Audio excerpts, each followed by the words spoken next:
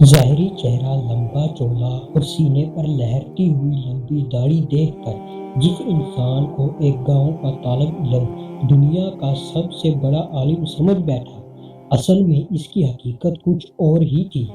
لیکن کسی کو کیا پتا تھا کہ مسجد کے ایک کونے میں خاموش بیٹھا ہوا معمولی لباس والا شخص ایک ایسا راز چھپائے ہوئے ہے جو سب کے ہوش اڑا دے گا۔ یہ بات زمانہ طالب علم کی ہے، جبکہ شعبان اور رمضان کی چھٹیاں کاٹنے کے لیے گاؤں میں قیام تھا۔ انہی دنوں مسجد میں ایک تبلیغی جماعت آ کر ٹھہری۔ اس جماعت میں 7 سے 8 افراد شامل تھے، جن میں سے اکثر لوگ ظاہری حلیے سے بالکل عام اور محنت کش لگتے تھے، لیکن ان سب کے درمیان ایک ایسی شخصیت موجود تھی جس پر نظر پڑتے ہی ہر انسان ان کی علمی وجاہت کا قائل ہو جاتا۔ سر پر خوبصورت عمامہ، جسم پر لمبا چولا اور ناف تک آتی ہوئی لہرتی داڑھی، ان کے بولنے کا انداز اور باوقار شخصیت دیکھ کر یہی لگتا تھا کہ وہ علم کا سمندر ہے، مگر حقیقت وہ نہیں تھی جو آنکھوں سے دکھائی دے رہی تھی۔ اصل سچائی تو ابھی اتنی گہری چھپی ہوئی تھی کہ جس کا کوئی سوچ بھی نہیں سکتا تھا۔ طالب علم ایک دن عصر کی نماز کے بعد اپنی دینی کتاب و قدر کھول کر بیٹھا ہوا تھا۔ مطالعے کے دوران ایک ایسا پیچیدہ مسئلہ سامنے آیا جس نے اس کے ذہن کو الجھا کر رکھ دیا۔ نہ پاس میں موبائل تھا اور نہ ہی اساتذہ سے رابطہ کرنے کا کوئی ذریعہ۔ تنگ آ کر اس کے ذہن میں اچانک اس باوقار امیر صاحب کی تصویر ابھری۔ اس نے سوچا کہ اتنی بڑی شخصیت کے لیے قدوری کا یہ معمولی مسئلہ حل کرنا کون سی بڑی بات ہوگی۔ وہ فوراً کتاب بند کر کے مسجد کی طرف روانہ ہو گیا، لیکن جیسے ہی وہ مسجد کے صحن میں داخل ہوا، حالات نے ایک ایسا غیر متوقع رخ لیا جس کا اس نے تصور بھی نہیں کیا۔ امیر صاحب ذکر و اذکار میں گہرے مراقبے کی طرح مستغرق تھے۔ طالب علم نے انتظار کرنے کا فیصلہ کیا۔ ابھی کچھ ہی دیر گزری تھی کہ امیر صاحب نے ایک زوردار چھینک ماری اور اونچی آواز میں الحمدللہ کہا۔ طالب علم نے موقع غنیمت جانا اور آگے بڑھ کر نہایت ادب سے اپنا موضوع بیان کیا۔ اس نے عرض کیا کہ حضور، اگر آپ کی مصروفیات میں خلل نہ پڑے تو قدوری کا ایک سخت مسئلہ درپیش ہے جس کی حل کے لیے آپ کی رہنمائی درکار ہے۔ امیر صاحب نے بڑی شفقت اور اطمینان سے پوری بات سنی اور پھر ایک ایسا جواب دیا جس نے طالب علم کو چکرا کر رکھ دیا۔ امیر صاحب بولے، بھائی توری تو میں نے دیکھی بھی ہے اور کھائی بھی ہے، مگر یہ قدوری کون سی نئی ڈش ہے؟ خیر آپ تکلیف نہ کریں، کل دوپہر کا کھانا ہمارے ساتھ ہی کھا لیں۔ طالب علم سخت شرمندہ ہوا اور لرزتی آواز میں بولا، حضرت میں کسی کھانے یا دعوت کی بات نہیں کر رہا، بلکہ قدوری ایک کتاب ہے جو مدرسے کے درجہ ثانیہ میں پڑھائی جاتی ہے۔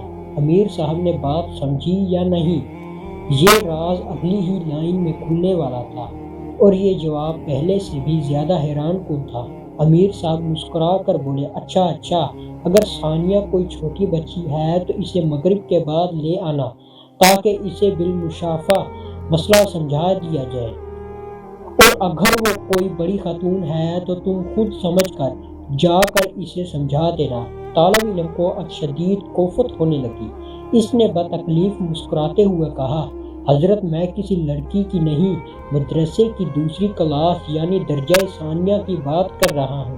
یہ سنتے ہی امیر صاحب کے چہرے پر تذبذب پھیل گیا اور وہ بات ٹالتے ہوئے بولے، خیر بیٹا جو بھی ہے، تم مغرب کے بعد آنا، تمہارا مسئلہ حل ہو جائے گا۔ اذان مغرب ہوئی، نماز مکمل ہوئی، بیان ختم ہوا، لیکن طالب علم کے ذہن کا سوال ویسے ہی برقرار تھا۔ وہ قدوری کی کتاب بغل میں دبائے ایک بار پھر امیر صاحب کے سامنے زانوے تلمن تہ کر بیٹھ گیا۔ اب دونوں ایک دوسرے کی خاموشی سے گھور رہے تھے، لیکن آنے والے چند سیکنڈز میں ایک ایسا دھماکہ ہونے والا تھا جو طالب علم کی زندگی بھر کی سوچ بدل کر رکھ دینے والا تھا۔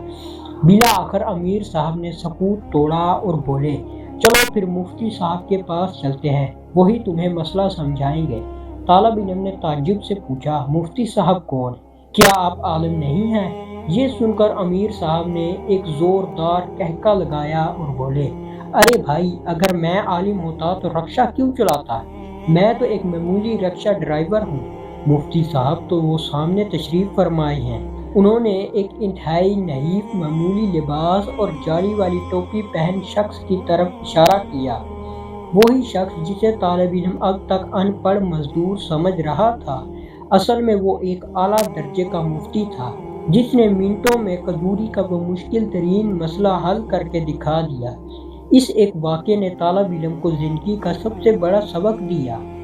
पहली बात ये कि हमने इल्म को ज़ाहिरी लिबास, लंबे चोले, बड़े दाढ़ी और चरब ज़बानी के साथ जोड़ दिया, हालांकि इल्म का ताल्लुक दिल और दिमाग से है, ज़ाहिरी हुलिये से नहीं।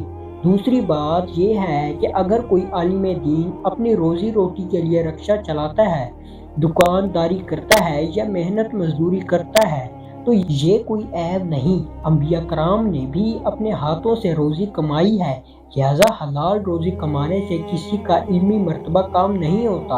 और सबसे अहम सबक ये था कि कभी भी किसी इंसान के ज़ाहिर को देखकर इसके बातन का फैसला मत करो, क्योंकि अक्सर ऐसा होता है कि जिसे हम मामूली और अनपढ़ समझते हैं, इसके अंदर हिकमत का एक समंदर छुपा होता है। अगर इंसानों को पहचानना है तो इनकी गुफ्तगू, इनके इखलाक और इनकी सलाहियत से पहचानो, सिर्फ इनके लिबास या पेशे से नहीं। अगर आपको ये सबक आमोज़ और दिलचस्प वाक़या पसंद आया हो तो वीडियो को लाइक करें, अपने दोस्तों के साथ शेयर करें और चैनल को सब्सक्राइब करें। बेल आइकन ज़रूर दबाएं ताकि ऐसी मज़ीद बेहतरीन कहानियाँ आप तक पहुँचती रहें।